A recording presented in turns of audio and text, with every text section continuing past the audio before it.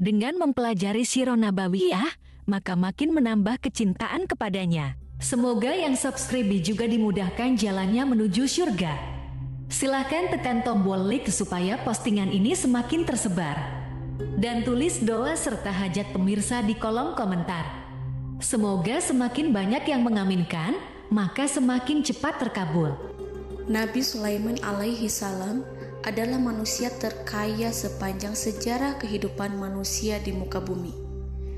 Dalam beberapa kitab suci seperti Al-Quran, Alkitab, dan Injil, Nabi Sulaiman alaihi salam dijelaskan sebagai manusia terkaya yang pernah hidup di muka bumi. Tidak ada satupun manusia yang bisa mengalahkan total kekayaannya hingga hari kiamat tiba. Para arkeolog telah menemukan situs peninggalan sejarah Islam yang mengungkap total kekayaan Nabi Sulaiman alaihi salam.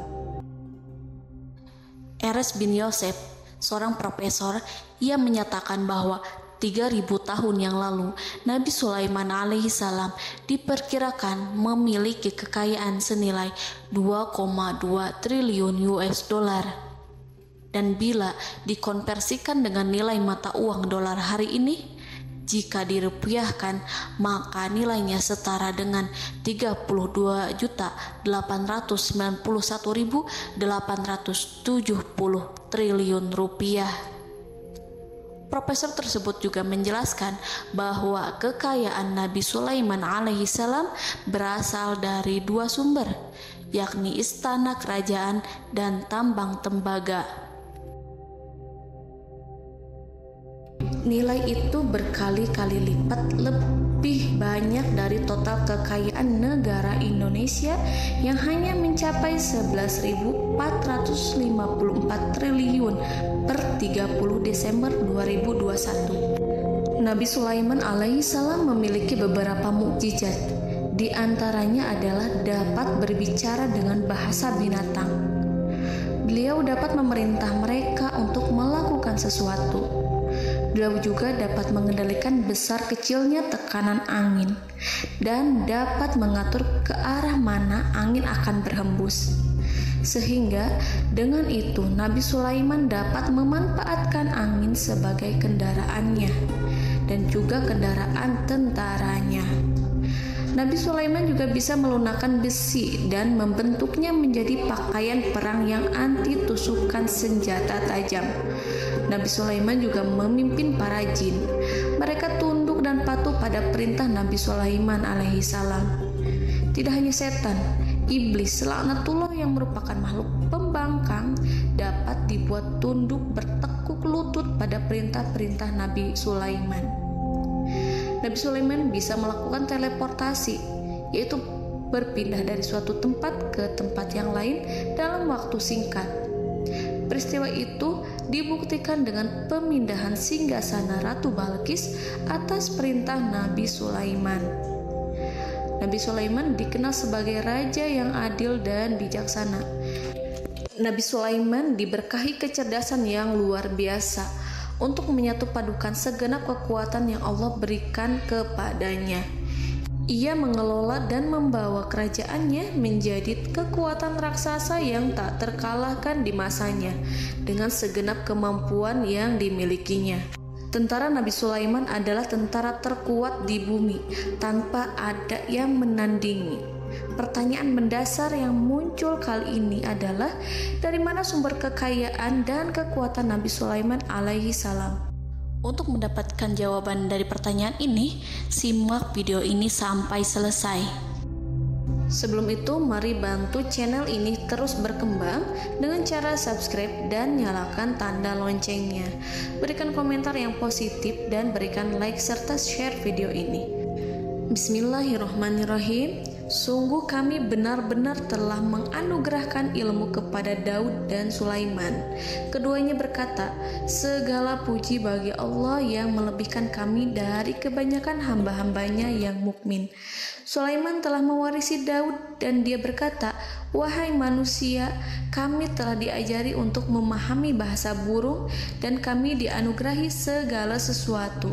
Sesungguhnya, semua ini benar-benar karunia yang nyata. Quran Surat An-Naml ayat 15-16. Saudara-saudaraku yang dirahmati Allah, pada ayat di atas disebutkan bahwa Sulaiman telah mewarisi Daud. Nabi Sulaiman mewarisi Nabi Daud dalam sisi kenabian dan kekuasaan, bukan mewarisi harta, karena para nabi tidak mewariskan harta. Sebab sepeninggalan mereka, harta para nabi menjadi sedekah bagi orang-orang yang ada di sekitarnya, yaitu orang-orang fakir dan orang-orang yang membutuhkan. Dan harta para nabi tidak dikhususkan bagi kalangan keluarganya. Rasulullah Shallallahu Alaihi Wasallam bersabda, kami para nabi tidak mewariskan. Nabi Sulaiman mewarisi kenabian dari Nabi Daud. Ini adalah hal yang jelas. Allah telah memilihnya sebagai nabi dari Bani Israel. Begitu juga Allah telah memberinya kekuasaan kerajaan sehingga ia menjadi pemimpin Bani Israel. Barangkali sesuatu yang paling penting yang diwarisi oleh Nabi Sulaiman dari Nabi Daud adalah tradisi militer. Kemajuan militer yang dahsyat telah berpindah kepada Nabi Sulaiman. Nabi Daud sebenarnya adalah seorang pengembala kambing yang sangat miskin, tetapi seiring dengan perjalanan waktu, ia menjadi komandan pasukan tiada tanding. Nabi Daud alaihi salam mengetahui bahwa kekuatan hakiki yang mengatur alam semesta adalah kekuatan Allah. Ketika Nabi Daud mengulurkan tangannya dan memegang potongan batu, lalu beliau melemparkannya dengan ketepel ke arah Jalut, kepala Jalut retak dan ambruk menghantam tanah. Ini sebagai bentuk demonstrasi kekuatan darinya. Kehadiran Nabi Daud mengubah pasukan Bani Israel, di mana mereka sebelumnya lari jika berhadapan dengan musuh.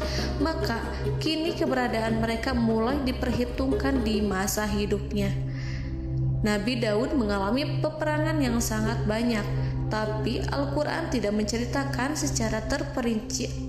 Hal itu dikarenakan karena Al-Quran adalah kitab dakwah di jalan Allah, bukan kitab sejarah. Al-Quran hanya menceritakan di dalam Al-Quran surat Shad ayat 20, dan kami kuatkan kerajaannya, kerajaan Daud. Ayat tersebut berarti bahwa Nabi Daud belum terkalahkan dalam peperangan yang diikutinya. Di samping dukungan yang Allah berikan kepadanya, juga pasukan dan rakyatnya, di mana mereka adalah orang-orang yang bertauhid, menyerahkan diri kepada Allah. Allah Subhanahu wa Ta'ala mengajarkan kepada Nabi Daud hal-hal yang menjadikan pasukannya memiliki keistimewaan yang dengannya mereka dapat mengalahkan pasukan-pasukan lain, pasukan-pasukan besar yang ada di bumi pada saat itu. Allah Subhanahu wa Ta'ala berfirman dalam surat Saba ayat 10, dan kami telah melunakkan besi untuknya. Baju besi mungkin akan menjadi masalah dalam benak kita. Ketika orang-orang yang berperang, baju besi cukup mengganggu gerakan mereka. Kita bisa membayangkan ketika ada dua orang berperang, salah satu dapat bergerak bebas, sementara yang lainnya tidak leluasa bergerak karena tertahan dengan pakaiannya. Namun, dengan kekuasaan Allah, Nabi Daud dapat melunakkan besi dan membuat baju besi yang ringan, yang mudah untuk digunakan. Ini adalah kemajuan penting yang Allah berikan kepada Nabi Daud dan tentaranya. Kemajuan itu kemudian diajarkan, diwariskan dan dimiliki oleh Nabi Sulaiman alaihi salam. Nabi Sulaiman memiliki pasukan dahsyat yang melebihi pasukan manapun di bumi saat itu, atau bahkan mungkin saat ini. Bahkan Allah menambahkan karunia-Nya kepada Nabi Sulaiman yang disebutkan dalam Al-Quran surat An-Naml ayat 16. Dan Sulaiman telah mewarisi Daud, dan dia berkata, wahai manusia, kami telah diberi pengertian tentang suara burung, dan kami diberi segala sesuatu. Sesungguhnya, ini benar-benar suatu karunia yang nyata. Saudara-saudaraku yang dirahmati Allah, pada suatu hari Nabi Sulaiman alaihi salam menengadahkan tangannya dan berdoa kepada Allah Subhanahu wa ta'ala. Antara hati Nabi dan Allah tidak ada penghalang, tidak ada jarak, tidak ada sekatan waktu, tidak ada satupun dari para nabi yang berdoa kepada Allah kecuali doanya pasti dikabulkan. Doa Nabi Sulaiman alaihi salam direkam dalam Al-Quran surat Shad ayat 35. Nabi Sulaiman berkata, "Ya Tuhanku, ampunilah aku, anugerahkanlah kepadaku kerajaan yang tidak dimiliki oleh seorang pun sesudahku." Nabi Sulaiman menginginkan dari Allah sesuatu kerajaan yang belum pernah diperoleh oleh siapapun setelahnya. Allah Subhanahu wa ta'ala mengabulkan doa Nabi Sulaiman dan memberinya kerajaan tersebut. Nabi Sulaiman mewarisi kekuasaan, kenabian, hikmah ilmu dari Nabi Daud alaihi salam. Orang-orang menyebut Nabi Sulaiman Al-Hakim, Sulaiman yang bijaksana. Kebijaksanaan Nabi Sulaiman tidak terbatas pada keadilannya di tengah-tengah manusia dan juga kasih sayangnya kepada mereka. Namun, kebijaksanaan Nabi Sulaiman juga berlaku di kalangan burung dan binatang lainnya. Nabi Daud juga mengenal bahasa burung, tetapi Nabi Sulaiman dapat berbicara dengan bahasa burung. Bahkan, ia dapat menggantikannya sebagai pembantunya. Ketika Nabi Daud bertasbih di gunung, burung-burung serta binatang buas ikut bertasbih bersamanya. Bahkan angin pun berhenti untuk mendengarkan tasbih itu. Sedangkan Nabi Sulaiman alaihi salam, Allah Subhanahu wa ta'ala memberinya karunia lebih dari itu, di mana binatang-binatang buas tunduk padanya, begitu juga angin dan burung. Saudara-saudaraku yang dirahmati Allah, Nabi Sulaiman alaihi salam mampu mendengarkan bisikan semut yang berbicara kepada sesama mereka. Bahkan, ia mampu memerintahkan semut tersebut sehingga semut itu menjadi taat pada perintahnya. Pasukan Nabi Sulaiman memiliki kekuatan yang sangat dahsyat. Belum pernah ada di dunia ini satu pasukan pun yang memiliki kekuatan seperti itu. Kekuatan Nabi Sulaiman berasal dari beberapa kombinasi yang sangat mengagumkan, sehingga karenanya ia tidak dapat tertandingi. Kekuatan itu terdiri dari manusia, binatang-binatang, jin, dan lain sebagainya. Kita mengetahui bahwa jin adalah makhluk Allah dan manusia tidak mampu melihatnya atau menghadirkannya atau meminta pertolongan kepadanya. Sedangkan Nabi Sulaiman telah diberi Allah suatu kemampuan untuk menundukkan jin, memperkerjakan mereka sebagai tentara di tengah-tengah peperangan. Bahkan ia mampu menjadikan mereka sebagai pekerja-pekerja kasar di kerajaannya saat tidak ada peperangan. Oleh sebab itu, ketika ada pasukan lain yang mencoba melawan pasukan Nabi Sulaiman, mustahil mereka akan mendapatkan kemenangan. Bahkan pasukan Nabi Sulaiman diperkuat oleh pasukan burung. Burung di pasukan Nabi Sulaiman memerankan tugas penting, yaitu menjadi agen intelijen. Kita mengetahui bahwa peranan informasi saat peperangan adalah hal yang penting. Dari informasi tersebut, pasukan dapat mengetahui keadaan lawannya. Demikianlah peranan burung pada pasukan Sulaiman. Ia terbang di tengah-tengah musuh. Kemudian, ia kembali kepada Nabi Sulaiman untuk menyampaikan berita tentang keadaan lawannya. Di samping jin dan burung, Allah juga menundukkan angin untuk Nabi Sulaiman.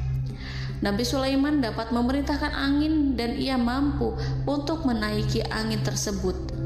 Dalam Al-Quran surat Shad ayat 36-40, Allah Subhanahu wa ta'ala berfirman, "Kami tundukkan kepada angin yang berhembus dengan baik menurut kemana saja yang dikehendaki Sulaiman.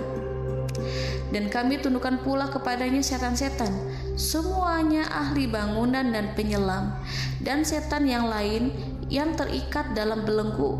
Inilah anugerah kami, maka berikanlah kepada orang lain atau tahanlah untuk dirimu tanpa perhitungan, dan sesungguhnya dia mempunyai kedudukan yang dekat pada sisi kami dan tempat kembali yang baik." Saudara-saudaraku yang dirahmati Allah, Allah Subhanahu wa Ta'ala juga memberikan kemampuan yang tak seorang pun dari para nabi mendapatkannya, yaitu kemampuan untuk memerintah setan. Setan adalah salah satu bagian dari jin. Ia adalah kelompok yang celaka dari bangsa jin. Kelompok ini sebenarnya tidak mampu dikuasai oleh manusia. Bahkan jin yang soleh tidak dapat mengatur setan. Adapun Nabi Sulaiman, Allah telah memberinya kekuasaan untuk menundukkan setan dan mempekerjakannya, bahkan mengikatnya dengan rantai serta menghukumnya jika ia menentang pada perintahnya. Setan membangun untuk Sulaiman istana-istana, patung-patung dan alat-alat perang. Bahkan setan-setan itu menyelam ke dasar lautan untuk mengeluarkan permata dan yakut untuk Sulaiman. Jika di antara setan yang menentang perintahnya, maka Nabi Sulaiman alaihi salam mengikatnya dengan rantai. Ini semua menunjukkan kekayaan Nabi Sulaiman dan kekuasaannya, di mana ia mampu mengatur banyak makhluk di bumi ini. Tentu saja, kemampuan itu semua adalah atas izin dari Allah Subhanahu wa Ta'ala sebagai mukjizat darinya. Allah Subhanahu wa Ta'ala berfirman dalam Al-Quran surat Saba ayat 12, dan sebagian dari jin adalah yang bekerja di hadapannya di bawah kekuasaannya dengan izin Tuhannya, dan siapa yang menyimpang di antara mereka dari perintah kami, maka kami rasakan kepadanya azab neraka yang apinya menyala-nyala. Para jin itu membuat untuk Sulaiman apa yang dikehendakinya, dari gedung-gedung yang tinggi, patung-patung, dan piring-piring yang besarnya seperti kolam, atau periuk yang tetap berada di atas tungku. Saudara-saudaraku yang dirahmati Allah, Nabi Sulaiman yang bijaksana adalah penguasa yang tak tertandingi di muka bumi. Meskipun memperoleh nikmat-nikmat khusus yang agung itu yang Allah berikan kepada Sulaiman, beliau tetap menunjukkan dirinya sebagai manusia yang paling banyak berzikir kepada Allah dan manusia yang paling banyak bersyukur di zamannya. Saudara-saudaraku yang dirahmati Allah, sebagaimana Allah Subhanahu wa Ta'ala memberikan nikmat kepada ayahnya Nabi Daud alaihi salam, di mana ia mampu melunakkan besi dan Allah mengajarinya bagaimana cara mencairkan besi, maka Nabi Sulaiman alaihi salam dapat memanfaatkan tembaga yang cair untuk peperangan. Dan juga di saat perdamaian, pada saat peperangan, beliau mencampur tembaga dengan besi dan menjadikannya perunggu. Mereka menggunakan senjata-senjata perunggu dalam peperangan seperti pedang, baju besi, dan juga pisau. Senjata-senjata ini adalah senjata yang paling kuat pada saat itu. Sedangkan di saat damai, tembaga digunakan untuk membuat bangunan, perhiasan, dan sebagainya. Meskipun Nabi Sulaiman mendapatkan nikmat yang besar dan karunia yang khusus, Allah Subhanahu wa Ta'ala mengujinya dengan suatu ujian yang dahsyat. Ujian yang akan selalu datang kepada seorang hamba yang soleh. Ketika hamba itu mendapatkan kedudukan besar, maka ujiannya pun menjadi besar. Allah Subhanahu wa Ta'ala menguji Nabi Sulaiman dengan penyakit. Diceritakan oleh Fahru Roji, Nabi Sulaiman diuji dengan suatu penyakit yang keras, di mana kedokteran saat itu tidak dapat dan tidak mampu mengatasinya.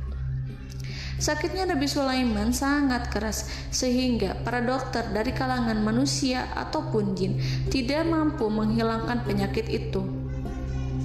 Lalu burung-burung menghadirkan rumput-rumput yang dianggapnya sebagai obat, tetapi Nabi Sulaiman tak kunjung sembuh. Semakin hari penyakit Nabi Sulaiman semakin menjadi-jadi, sehingga ketika Nabi Sulaiman duduk di atas kursi, ia duduk bagaikan tubuh tanpa roh. Seakan-akan ia mati karena saking keras penyakit yang dideritanya. Sakit yang diderita oleh Nabi Sulaiman alaihi salam berlangsung sangat lama. Namun Nabi Sulaiman tidak henti-hentinya berzikir kepada Allah dan meminta kesembuhan kepadanya, serta selalu beristighfar dan mengungkapkan rasa cinta kepadanya. Selesailah ujian Allah terhadap hambanya Nabi Sulaiman. Beliau pun sembuh Nabi Sulaiman merasakan kembali kesehatannya setelah ia mengetahui segala kejayaan dan segala kekuasaan serta segala kebesarannya tidak lagi mampu menghilangkan penyakit yang dideritanya kecuali jika Allah menghendaki. Saudara-saudaraku yang dirahmati Allah, Nabi Sulaiman telah membangun tempat ibadah, tempat sujud, sehingga manusia menyembah Allah di dalamnya. Orang-orang yang membangunnya berjumlah puluhan ribu orang. Tentu setiap kelompok dari mereka memiliki pekerjaan masing-masing. Di antara mereka ada yang mencairkan tembaga, di antara mereka ada yang tukang pahat, ada yang tukang ukir, ada yang membelah batu, ada yang memotong kayu, ada yang mendatangkan rumput-rumput dari Libanon, ada yang mendatangkan emas dan menjadikannya lempengan-lempengan yang mengkilat untuk menutupi kayu, serta untuk melapisi dinding-dinding. Bahkan golongan jin pun membantu membangun tempat tersebut, tentu dengan perintah dan bimbingan Nabi Sulaiman.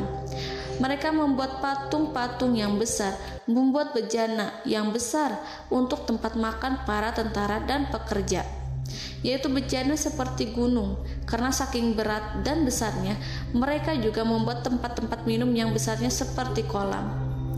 Nabi Sulaiman mengawasi para pekerjanya dan juga mengurusi masyarakatnya, di mana beliau mengenali problem mereka dan berusaha memecahkannya. Beliau juga mengawasi pasukan dari kalangan binatang dan burung. Beliau mengetahui apabila ada satu di antara mereka yang tidak datang, kemana ia pergi, serta mengapa ia pergi. Nabi Sulaiman menguasai pengetahuan itu semua. Nabi Sulaiman bukan hanya mengetahui problem tentara-tentaranya dari kalangan manusia ataupun tentaranya dari kalangan burung, namun ia juga menunjukkan kasih sayang terhadap semut, di mana beliau mendengar bisikannya dan tidak suka untuk menginjaknya. Nabi Sulaiman selalu menundukkan kepalanya ke bumi sebagai bentuk rasa rendah diri dan syukur kepada Allah. Pada suatu hari, Nabi Sulaiman alaihi salam berjalan di depan tentaranya dan tiba-tiba ia mendengar suara semut yang berkata kepada temannya dari kalangan semut. Hal itu terekam dalam Al-Quran surat An-Naml ayat 18-19. Wahai semut-semut, masuklah ke dalam sarang-sarangmu agar kamu tidak terinjak oleh Sulaiman dan tentaranya, sedangkan mereka tidak menyadarinya. Nabi Sulaiman alaihi salam tersenyum mendengar itu dan ia berdoa, "Ya Allah, ya Tuhanku, berilah aku ilham untuk tetap mensyukuri nikmat-Mu yang telah Engkau anugerahkan kepadaku dan kepada kedua orang ibu bapakku, dan untuk mengerjakan amal soleh yang Kau ridhoi, dan masukkanlah aku ke dalam rahmat-Mu, ke dalam golongan hamba-hamba-Mu yang soleh." Saudara-saudaraku yang dirahmati Allah, meskipun Nabi Sulaiman mendapatkan kekuasaan dan memiliki tentara yang besar, namun beliau menunjukkan kasih sayang terhadap bangsa semut. Beliau mendengarkan bisikannya dan melihat semut yang ada di depannya. Oleh karena itu, tak mungkin baginya untuk menginjak golongan semut itu. Nabi Sulaiman bersyukur kepada Allah telah memberinya nikmat, yaitu nikmat rahmat dan kasih sayang. Di samping itu, Nabi Sulaiman alaihi salam adalah orang paling kaya di dunia. Istananya terbuat dari kayu gaharu yang memiliki wangi harum. Istananya terbuat dari emas yang terkadang dari kristal. Beliau juga memiliki kursi besar yang terbuat dari emas dan permata. Istana Nabi Sulaiman merupakan istana yang paling besar di dunia. Nabi Sulaiman menggunakan pakaian dari emas dan permata. Meskipun demikian, Nabi Sulaiman tetap menunjukkan sebagai hamba yang berserah diri dan rendah diri di hadapan Allah Subhanahu wa Ta'ala. Nabi Sulaiman yang merendahkan diri di hadapan Allah, ia selalu sujud kepada Allah, sebagaimana ayahnya yang selalu bertasbih pada Allah. Nabi Sulaiman selalu melantunkan lagu-lagu cinta ilahi dan hanya memuji Allah Subhanahu wa Ta'ala. Pada suatu hari, Nabi Sulaiman alaihi salam mengeluarkan perintah kepada pasukannya untuk bersiap-siap. Kemudian, Nabi Sulaiman keluar dan memeriksa pasukannya satu demi satu. Kelompok yang pertama adalah kelompok manusia. Nabi Sulaiman memperhatikan kesiapan mereka. Lalu Nabi Sulaiman mengeluarkan perintah-perintah kepada mereka. Kemudian Nabi Sulaiman memeriksa kelompok jin dan menyampaikan perintahnya kepada mereka. Beliau memenjarakan jin yang tampak bermalas-malasan saat bekerja. Lalu beliau memeriksa binatang dan berkata kepada mereka, apakah mereka sudah makan dengan baik? Apakah mereka tidur dengan nyenyak? Apakah ada yang mengadu pada mereka, misalkan karena penyediaan makanan yang tidak layak? Apakah ada di sana yang sakit dan lain sebagainya? Ketika Nabi Sulaiman merasa puas dengan semuanya, Nabi Sulaiman memasuki tenda tempat berkumpulnya para burung. Nabi Sulaiman alaihissalam kemudian memasuki tenda tersebut, mengamati keadaan di sekitarnya, sehingga beliau mengetahui bahwa ada satu burung yang tidak hadir, yaitu burung hudhud. Mengapa aku tidak melihat burung hudhud? Burung-burung yang lain tampak terdiam sebagai penghormatan, dan mereka mendengarkan apa yang akan dikatakan pemimpin mereka. Nabi Sulaiman mengarahkan pandangannya pada semua burung dan tidak menemukan burung hudhud di antara mereka. Tak seekor burung pun yang mengetahui keberadaannya. Burung hudhud absen pada apel wajib kali ini. Nabi Sulaiman mulai menampakkan kemarahannya. Tiba-tiba, seekor burung kecil memberanikan diri untuk berkata kepada Nabi Sulaiman, "Wahai Nabi yang mulia, seharusnya hudhud ada bersamaku kemarin untuk melaksanakan tugas penyelidikan. Ia adalah pemimpin misi itu. Namun, burung hudhud belum datang. Oleh karena itu, aku tidak pergi bersamanya." Burung itu tampak gemetar. Nabi Sulaiman mengetahui bahwa hudhud tidak hadir dan tak seorang pun mengetahui kemana ia pergi. Burung hudhud pergi tanpa izin terlebih dahulu. Dalam keadaan marah, Nabi Sulaiman berkata, "Sungguh aku benar-benar akan mengazabnya dengan azab yang sangat keras atau benar-benar menyembelihnya, kecuali jika ia benar-benar datang kepadaku dengan alasan yang jelas." Kawanan burung-burung mengetahui bahwa Nabi Sulaiman sedang marah dan telah menetapkan untuk menyiksa burung hudhud atau menyembelihnya atau justru memaafkannya dengan syarat ia datang dengan membawa alasan yang dapat menyelamatkannya, atau dengan kata lain, burung hudhud dapat memastikan bahwa ia melaksanakan tugas yang penting. Nabi Sulaiman menunjukkan kemarahan yang besar sehingga siapapun akan merasa takut kepada Nabi Sulaiman yang marah. Nabi Sulaiman kemudian pergi dari tempat burung tersebut. Nabi Sulaiman masih memikirkan keadaan burung hudhud. Seharusnya burung hudhud menjadi bagian penting dari badan intelijen. Apakah ia pergi untuk menyingkap suatu, atau apakah ia pergi hanya untuk bermain-main? Nabi Sulaiman telah memperhatikan dan mengetahui bahwa burung hudhud adalah seekor burung yang cerdik dan juga fasih berbicara. Terkadang Nabi Sulaiman mendapati burung hudhud sedang bermain-main dan menunda-nunda pekerjaannya. Namun ketika Nabi Sulaiman melihatnya, burung hudhud memahami bahwa perbuatannya tidak benar. Oleh karena itu, ia tidak boleh menyampur adukan antara waktu serius dan waktu bermain. Tidak lama setelah itu, burung hudhud tiba di tempat para burung. Burung-burung yang lain berkata kepadanya, "Wahai hudhud, pergilah engkau ke tempat Nabi Sulaiman. Jika ia mengetahui bahwa engkau telah sampai, jiwamu benar-benar terancam." Mendengar itu, burung hudhud segera beranjak. Ia terbang menemui Nabi Sulaiman. Pada waktu itu, Nabi Sulaiman sedang duduk bersama tentaranya yang lain. Burung hudhud berdiri. Ia telah merencanakan untuk memulai pembicaraan dengan Nabi Sulaiman sebelum Nabi Sulaiman bertanya kepadanya kemana dia pergi. Ini sebagai bukti bahwa hudhud telah melaksanakan suatu tugas yang penting.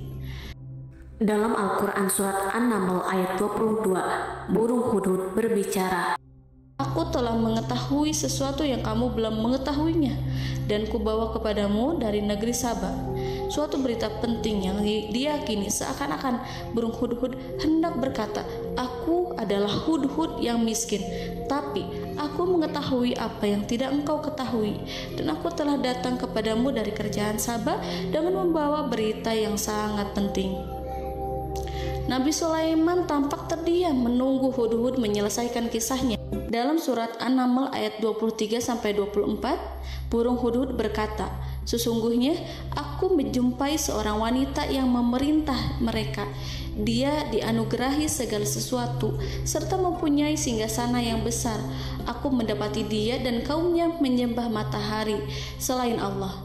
Dan setan-setan telah menjadikan mereka memandang indah perbuatan-perbuatan mereka, lalu menghalangi mereka dari jalan Allah, sehingga mereka tidak mendapat petunjuk." Burung hudhud diam.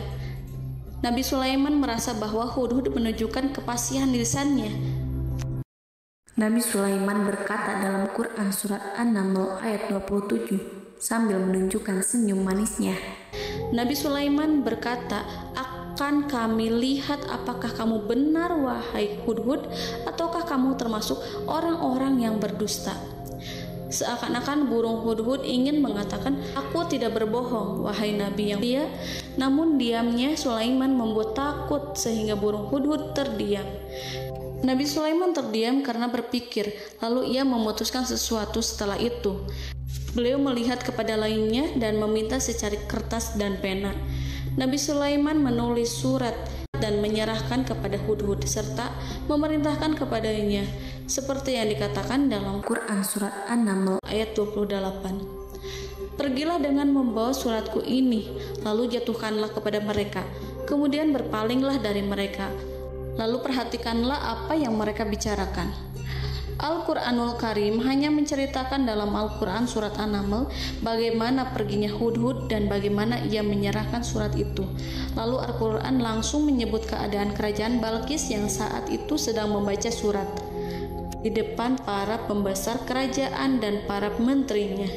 Dalam Quran surat An-Naml ayat 29-31, berkatalah Balqis, "Wahai pembesar-pembesar, sesungguhnya telah dijatuhkan kepadaku sebuah surat yang mulia. Sesungguhnya surat ini dari Sulaiman, dan sesungguhnya isinya dengan menyebut nama Allah yang Maha Pengasih lagi Maha Penyayang, bahwa janganlah kalian berlaku sombong terhadapku dan datanglah kepadaku sebagai orang-orang yang berserah diri."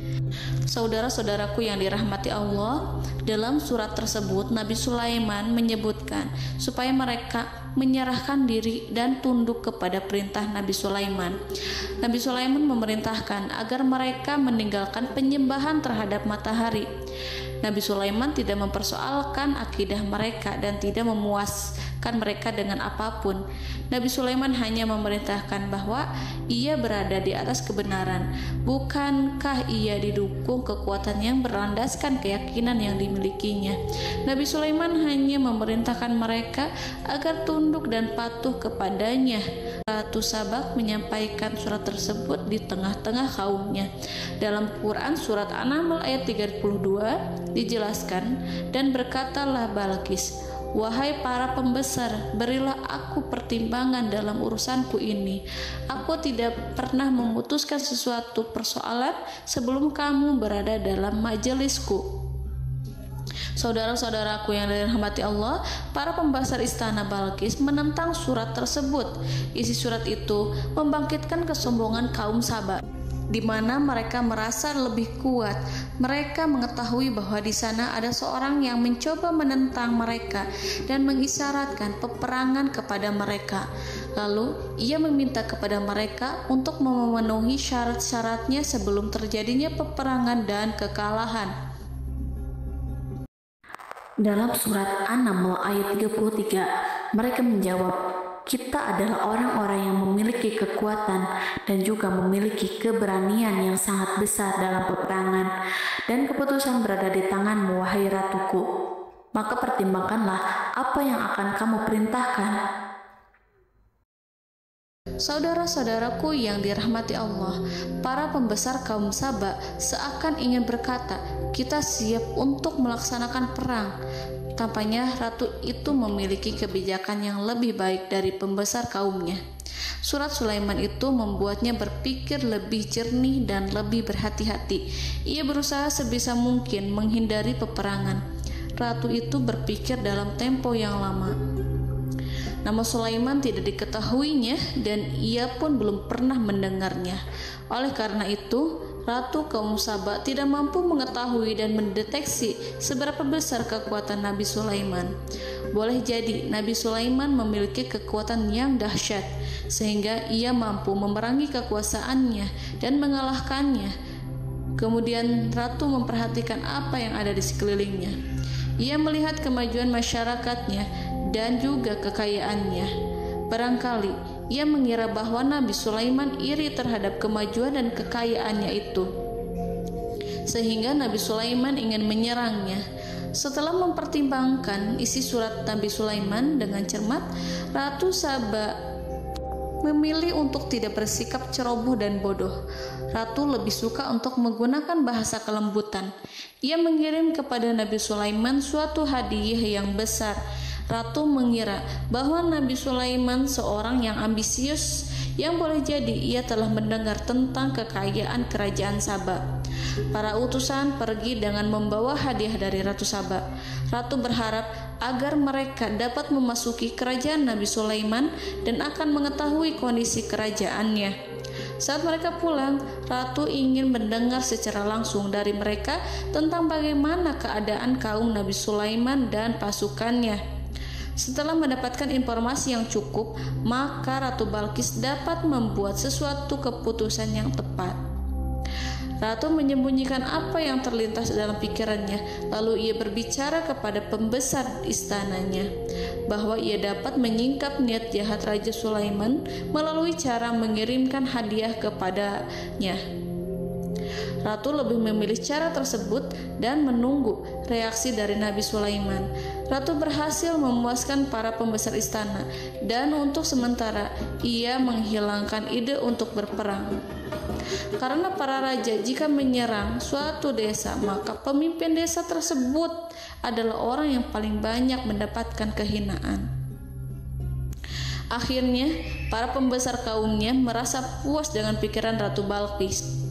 Saudara-saudaraku yang dirahmati Allah, dalam surat An-Naml ayat 34-35 dijelaskan, Ratu Balkis berkata, "Sesungguhnya raja-raja apabila memasuki suatu negeri, niscaya mereka akan membinasakannya dan menjadikan penduduknya yang mulia menjadi hina, dan demikian pula lah yang akan mereka perbuat. Dan sesungguhnya aku akan mengirim utusan kepada mereka dengan membawa hadiah, dan aku akan menunggu apa yang akan dibawa kembali oleh utusan itu."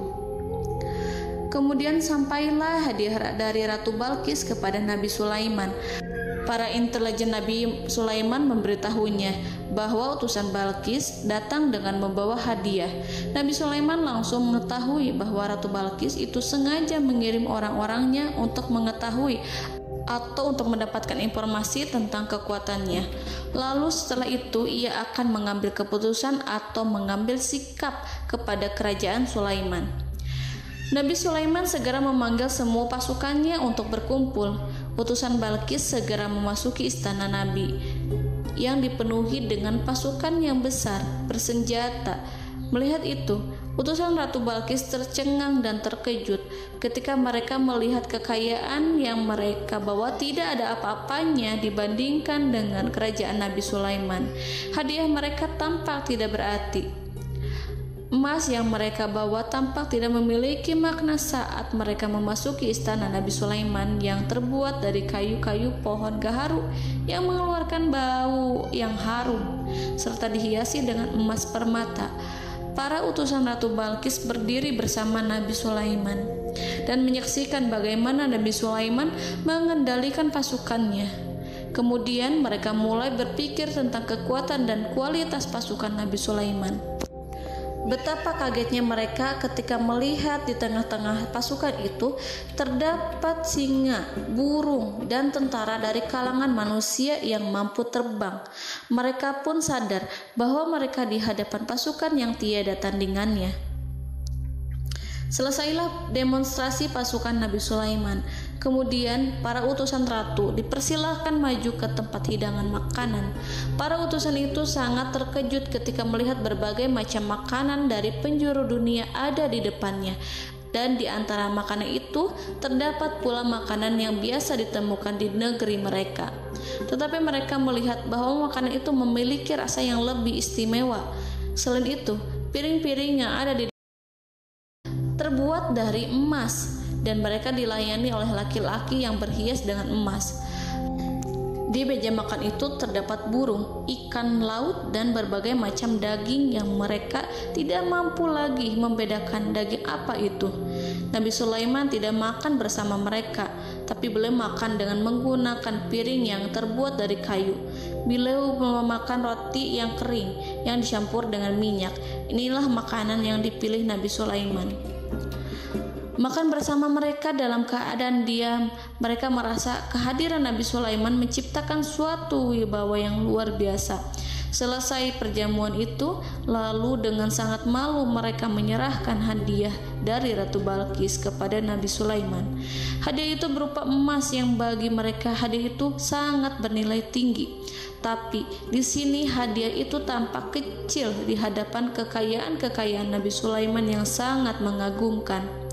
Nabi Sulaiman memperhatikan hadiah dari Ratu Balqis itu dan berkata dalam Quran surat An-Naml ayat 36, "Maka apa yang diberikan Allah kepadaku lebih baik daripada apa yang diberikannya kepadamu, tetapi kamu merasa bangga dengan hadiahmu."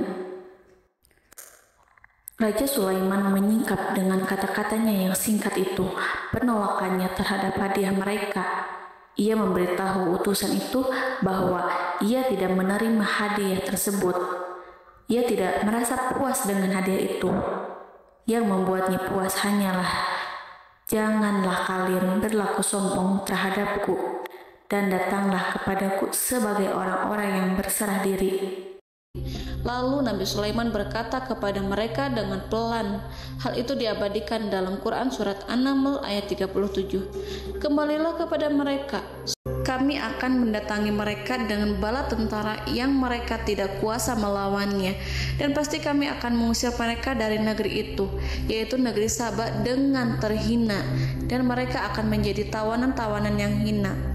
Saudara-saudaraku yang dirahmati Allah, Nabi Sulaiman kemudian meninggalkan para utusan ratu setelah terlebih dahulu mengancam mereka.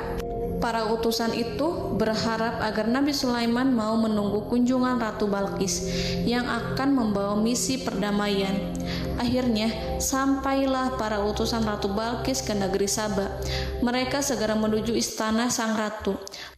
Mereka memberitahu bahwa negeri mereka sedang ada di ujung tanduk.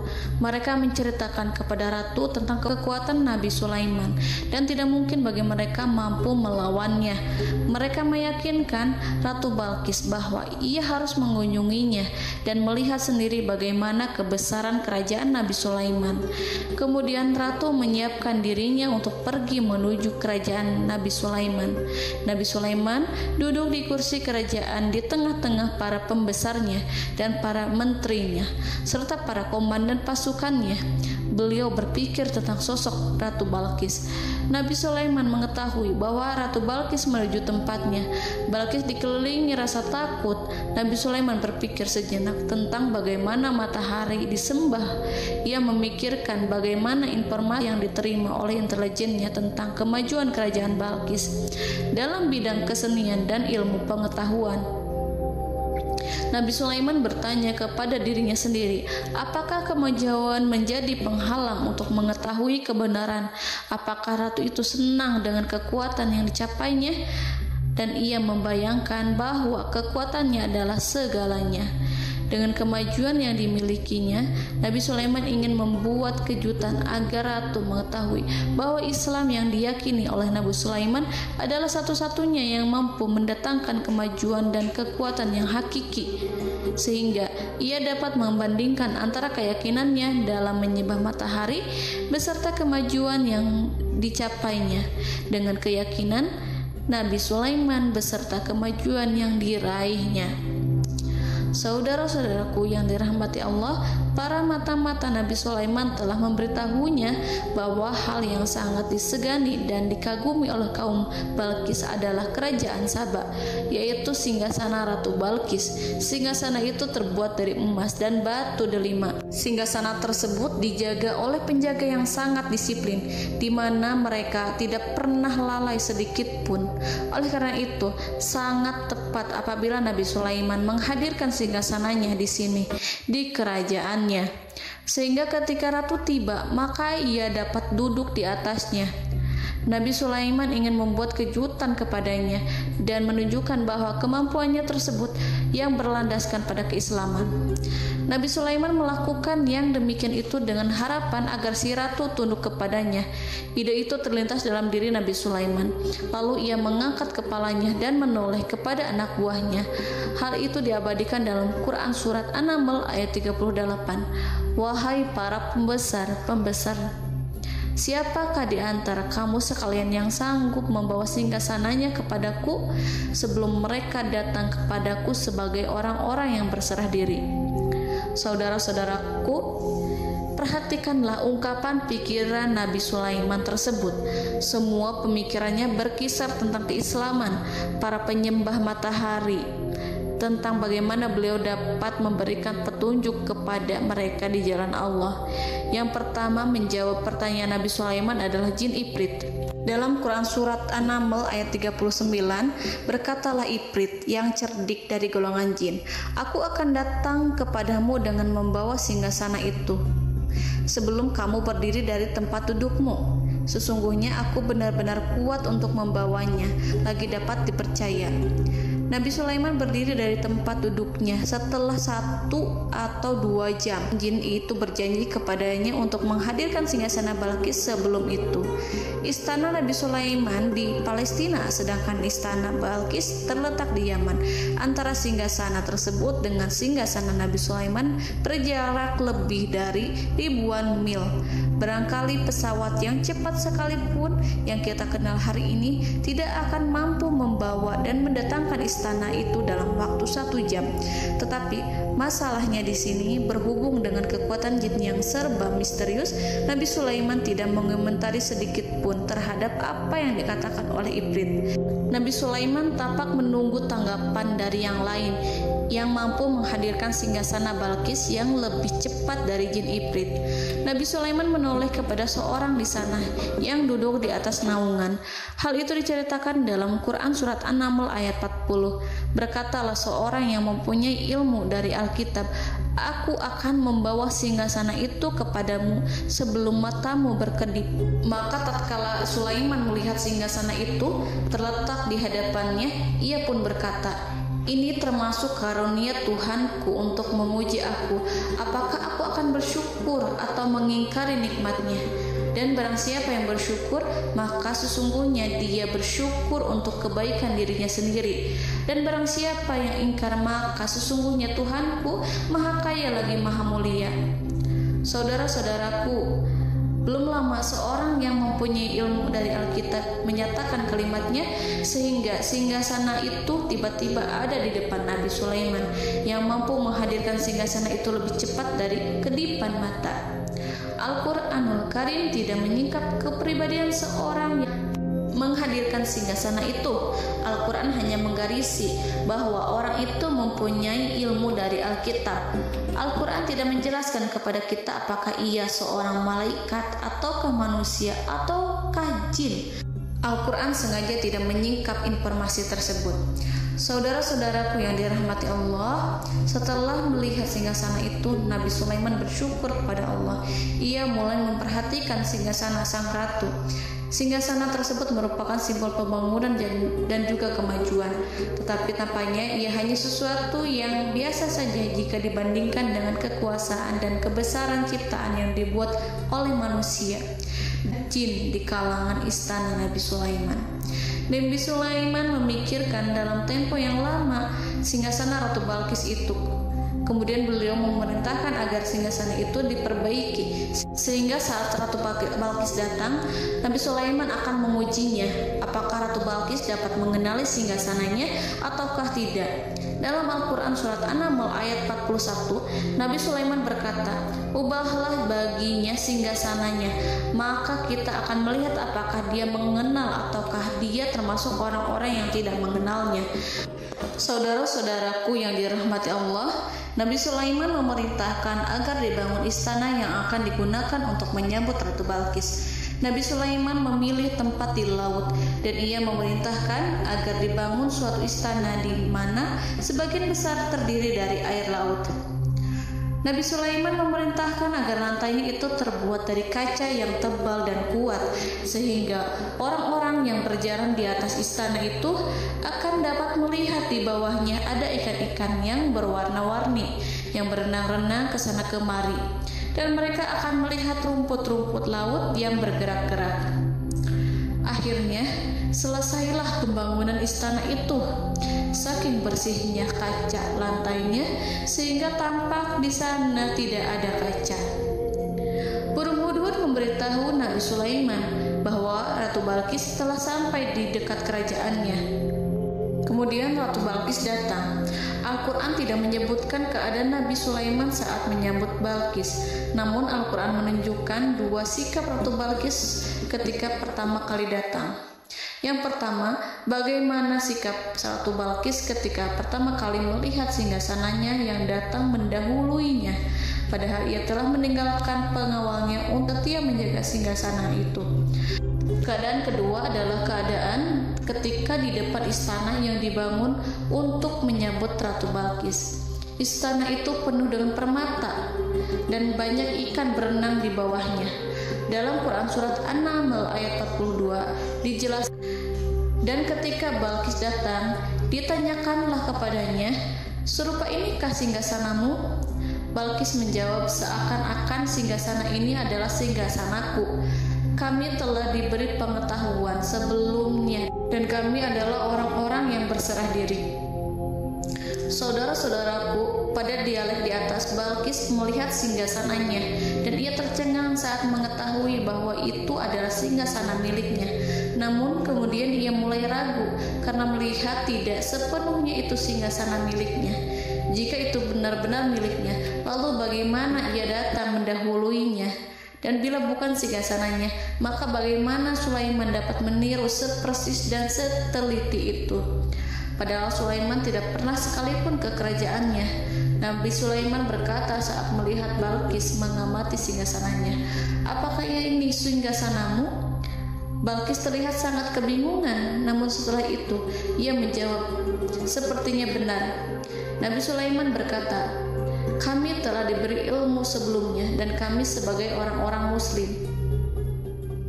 Saudaraku yang dirahmati Allah, melalui pertanyaan Nabi Sulaiman ingin mengisyaratkan kepada Balkis agar ia membandingkan antara keyakinannya beserta ilmu yang dicapainya dengan keyakinan Nabi Sulaiman yang muslim beserta pengetahuan yang telah diraihnya. Penyembahan terhadap matahari dan pencapaian ilmu yang dicapai oleh Ratu Balkis tanpa tidak ada apa-apanya dibandingkan dengan ilmu Nabi Sulaiman dan keislamannya. Nabi Sulaiman telah mendahuluinya dalam bidang ilmu karena keislamannya. Karena itu, sangat mudah baginya untuk mengungguli Balkis dalam ilmu-ilmu yang lainnya. Demikianlah yang disyaratkan dalam pertanyaan Nabi Sulaiman kepada Ratu Balkis. Ratu Saba itu mengetahui bahwa ini adalah singgasananya, di mana singgasana itu datang lebih dahulu daripada dirinya. Beberapa bagian darinya telah diubah saat Balkis masih di perjalanan menuju ke tempat Nabi Sulaiman. Ia berpikir kemampuan apa yang dimiliki Nabi Sulaiman. Ratu Balkis tercengang melihat apa yang disaksikannya, yang berupa buah dari keimanan Nabi Sulaiman dan hubungannya dengan Allah Subhanahu wa Ta'ala. Sebagaimana Balkis juga tercengang ketika melihat kemajuan di bidang ilmu pembangunan, seni, dan ilmu-ilmu yang lainnya. Maka ia tidak lebih kagum lagi saat melihat hubungan yang kuat antara keislaman Nabi Sulaiman dengan ilmunya, serta kemajuan yang diraihnya. Dalam Al-Quran surat An-Naml ayat 43 dijelaskan, dan apa yang disembahnya selama ini selain Allah mencegahnya untuk melahirkan keislamannya, karena sesungguhnya ia terdahulu termasuk orang-orang yang kafir. Saudara-saudaraku yang dirahmati Allah, bergoncanglah dalam benak Balqis ribuan hal ketika melihat keyakinan kaumnya runtuh di hadapan Nabi Sulaiman. Ia menyadari matahari yang disembahnya hanya merupakan ciptaan Allah, dan Allah lah yang menggerakkannya untuk hamba-hambanya. Lalu terbitlah matahari kebenaran dalam dirinya. Hatinya diterangi oleh cahaya baru yang tidak akan tenggelam seperti tenggelamnya matahari. Masa keislamannya hanya menunggu waktu. Ratu Balqis memilih waktu yang tepat untuk mengumumkan keislamannya. Allah Subhanahu wa Ta'ala berfirman dalam Quran surat An-Naml ayat 44. Dikatakan kepadanya, masuklah ke dalam istana. Maka tatkala ia melihat lantai istana itu, dikiranya kolam air yang besar dan disingkapnya 2 betisnya. Berkatalah Sulaiman, sesungguhnya ia adalah istana licin yang terbuat dari kaca.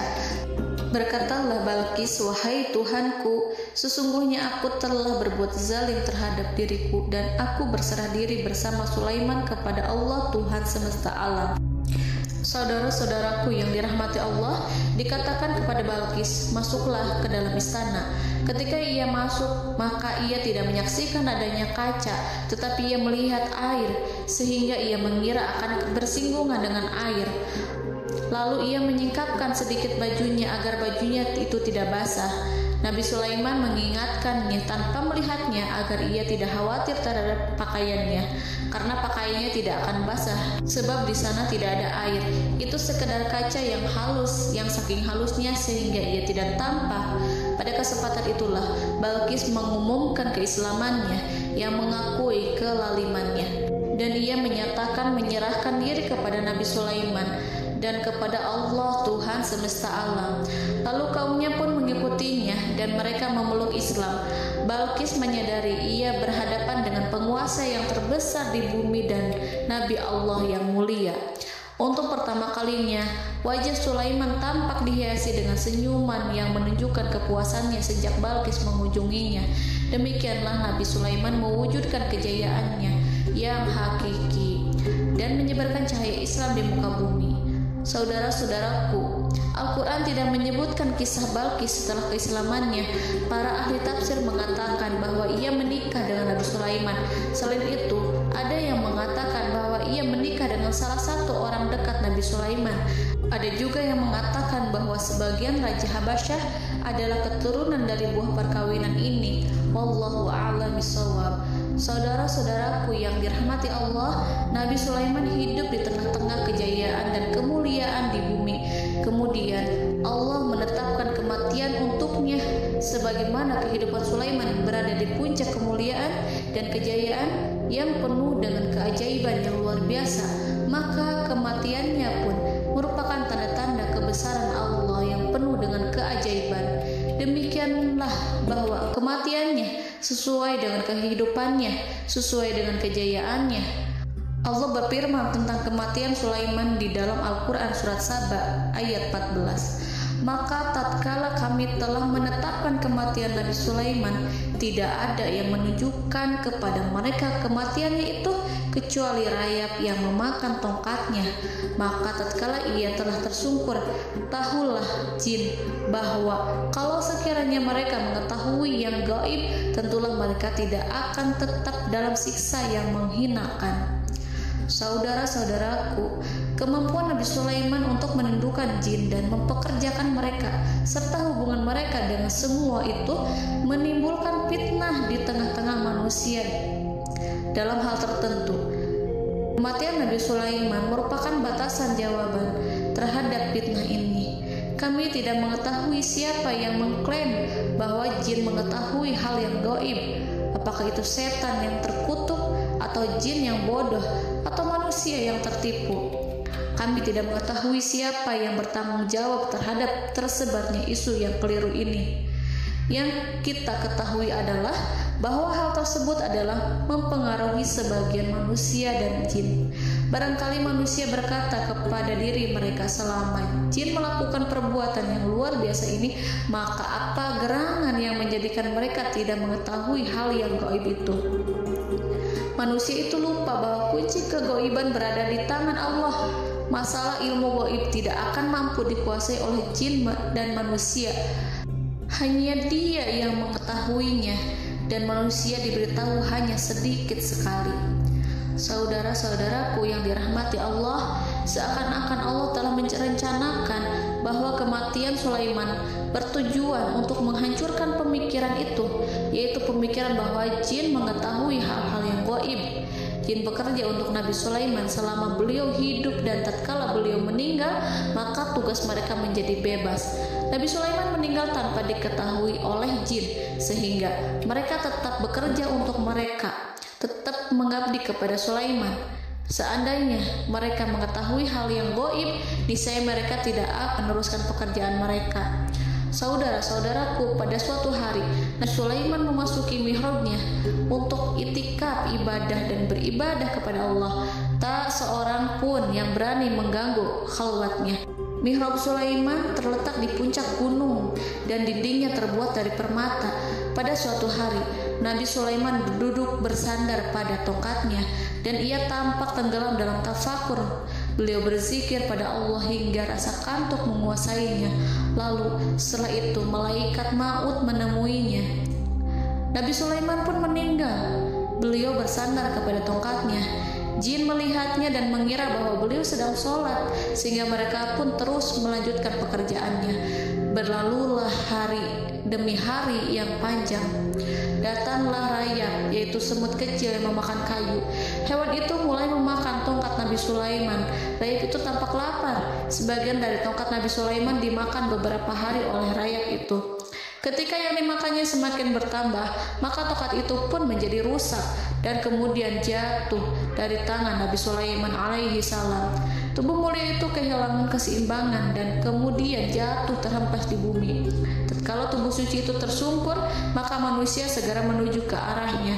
Mereka menyadari dan mengetahui bahwa Nabi Sulaiman telah meninggal dalam waktu yang lama. Jin menyadari bahwa mereka tidak mengetahui hal yang gaib, dan manusia pun mengetahui hakikat ini. Seandainya jin mengetahui hal yang gaib, niscaya ia tidak akan meneruskan siksa yang hina. Mereka tidak akan bekerja kepada Sulaiman. Demikianlah Nabi Sulaiman alaihi salam meninggal dalam keadaan duduk dan sholat di mihrabnya. Lalu berita itu tersebar bagaikan api di bumi.